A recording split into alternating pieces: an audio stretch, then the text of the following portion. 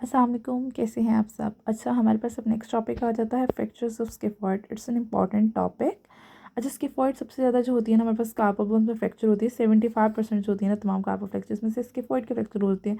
Mechanism क्या होता है, fall on a hand with wrist extended. अच्छा, उसमें ऐसा क्या हो रहा है, कौन सी ऐसी क्रिटिकल मूवमेंट हो रही होती है, डोर्सीफ्लेक्शन और रेडियल डेविएशन जो होगी ना हमारे पास, ये जो मूवमेंट्स हो रही होती है ना इनके कॉम्बिनेशन से हो रही होती है हमारे पास स्किफॉइड का फ्रैक्चर। और ये कहता है हमारे पास बच्चों में और एल्डरली में इतनी कॉमन नहीं होती है, ठीक है ना। सबसे अच्छा इसमें बेसिकली हो क्या रहा होता है, सबसे पहले उसकी ब्लड सप्लाई डिमिनिश होती है, ठीक है ना।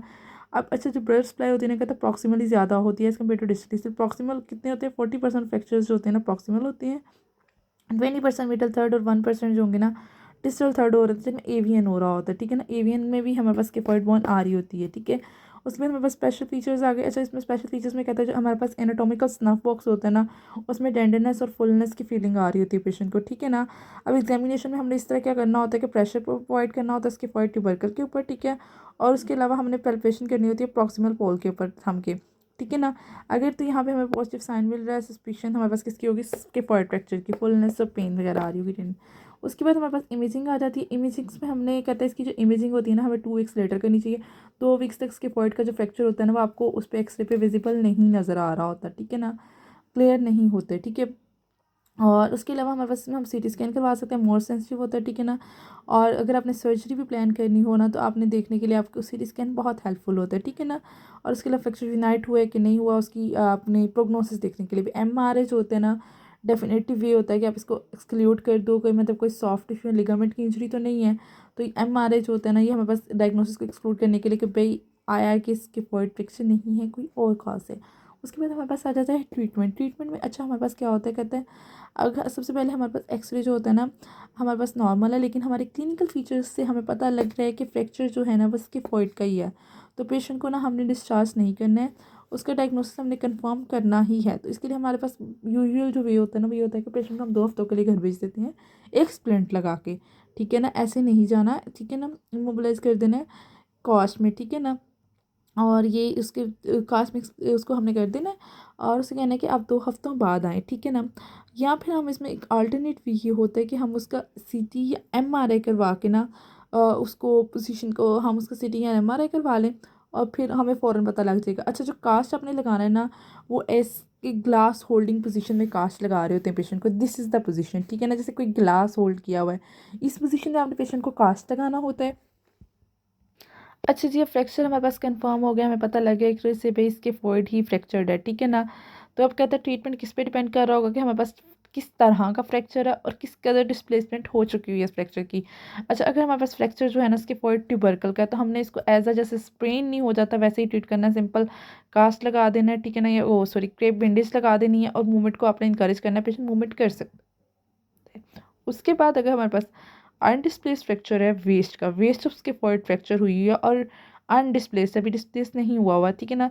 तो ये 90% जो होता है ना ये अब हम इसी तरह प्लास्टर से इसको हील कर रहे होते हैं, ठीक है ना।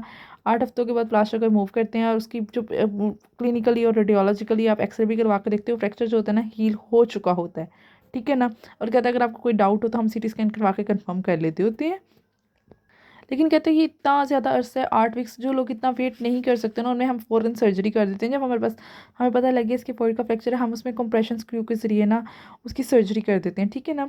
जिसकी वजह से क्या होगा, वो ईजिली फंक्शनल मूवमेंट पर रिटर्न हो सकते हैं। उसके बाद हमारे पास क्या कहता है, अगर इसके फोइड टेंडर है और हमारा फ्रैक्चर अभी भी विजिबल है, अभी भी विजिबल है, ठीक है, हील नहीं हुआ, और हमने क्या चूज़ किया, हमने नॉन ऑपरेटिव कंजर्वेटिव ट्रीटमेंट किया, तो फिर इसमें हम क्या करते हैं 6 हफ्तों के लिए और कास्ट लगा देते हैं, ठीक है ना।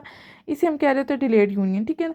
उसके बाद हमारे पास कहता है इस यहाँ फिर हमने अगर इसको हमने वो करना है हील को प्रमोट करना है तो हम बोन ग्राफ्ट वगैरह यूज़ कर लेते हैं, इंटरनल फिक्सेशन कर देते हैं और साथ उसकी हेल्प हो रही है। तो इसके बाद हमारे पास डिस्प्ले स्ट्रक्चर आ जाते हैं।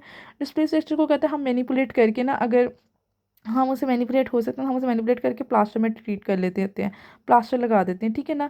लेकिन कहते हैं इसकी आउटकम ना हमारे पास इतनी प्रेडिक्टेबल नहीं होती है, हमें नहीं पता कि हम इसका क्या रिजल्ट आएगा। तो इसका बेहतर यही होता है कि हम इसको ना कंप्रेशन स्क्रू के साथ फिक्स कर दें डिस्प्ले स्ट्रक्चर को।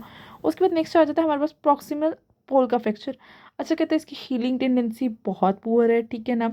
अगर पेशेंट बहुत ज़्यादा टाइम गुजारने के लिए काश में विलिंग है तो हम उसे ये लगा देते हैं, या फिर कोई और टेक्निक अवेलेबल नहीं है तो हम इसमें करते हैं कि हमने क्या करना होता है, इसको परक्यूटेनियस स्क्रू के साथ फिक्स कर देते हैं। उसके बाद कॉम्प्लिकेशंस में आ जाता है, कहता है कॉम्प्लिकेशंस में नॉन यूनियन है, वेस्कुलर नेक्रोसिस है, ओ है। अच्छा, नॉन यूनियन जो होता है ना, इसमें एक दो चीज़ें देख लें कि 2 से 3 महीनों तक अगर हमारी स्किफॉइड नहीं हील हो रही है, ठीक है ना, तो फिर हमने क्या करना होता है, बोन ग्राफ्टिंग यूज़ कर लेते हैं। बोन ग्राफ्ट हम किसका ले रहे होते हैं, डिस्टल रेडियस से ले रहे होते हैं। क्यों? क्योंकि अगर वो नॉन यूनियन में जा रही है तो उसके बाद पेन आ रही होगी, ठीक है ना, पेन आ रही होगी, उस पेन की वजह से सेकेंडरी ओए के डेवलप होने के चांसेस होते हैं। हमने डिजिटल रेडियस का ग्राफ्ट लेना होता है। उसके अलावा कहता है अगर वेस्ट का फ्रैक्चर हील नहीं हो रहा है ना, तो हमारे पास एक हम्प पैक डिफॉर्मिटी बन रही होती है, ठीक है ना, ये लिखा हुआ है हम्प पैक डिफॉर्मिटी बन रही होती है। तो कहता है हमारे पास एक हमने इलियक क्रस्ट से वेज बोन लेनी होती है, ठीक है ना, और उसको शेप में काफ करके जो नॉन यूनियन जो जगह वो बनी हुई है वहाँ पे लगा देते हैं, ठीक है ना, ताकि वो जो डिफॉर्मिटी है उसको, कहते हैं एवेस्कुलर नेक्रोसिस वही 2 से 3 महीनों तक अगर हम कह रहे हैं तो एवेस्कुलर नेक्रोसिस होना शुरू हो जाएगा, ठीक है ना। ब्लड सप्लाई नहीं आ रही है तो इसमें हमने वेस्कुलराइज्ड बोन ग्राफ्टिंग यूज़ करी होती है। उसके बाद ओए है, ओए हमें पता ही है नॉन यूनियन वेस्कुलर दोनों जो होंगी हमें पास किसमें रीड करी होती हैं, ओए में रीड करी होती हैं। ओए का फिर आगे हमारे पास फाइनल ट्रीटमेंट क्या हो रहा होता है कि हमारे पास समझ में सैल्वेज कर लेते हैं, ऑस्टियोटमी कर लेते हैं, या फिर हम पास रिस्क की फ्यूजन कर देते हैं। कार्पेक्टमी है कि हमारे पास कार्पेक्टमी ऑस्टियोटमी मतलब कार्पेक्टमी, कार्पस का रिमूवर कर देंगे, प्रॉक्सिमल रो का, या फिर हम रेडियस और कार्पल की फ्यूजन करवा देंगे इसमें। That's all about scaphoid fracture. यही मोस्ट कॉमनली फ्रैक्चर्स है, बाकी ये सच इतने आप खुद रीड कर लीजिएगा, इतने इंपॉर्टेंट नहीं है। Thank you.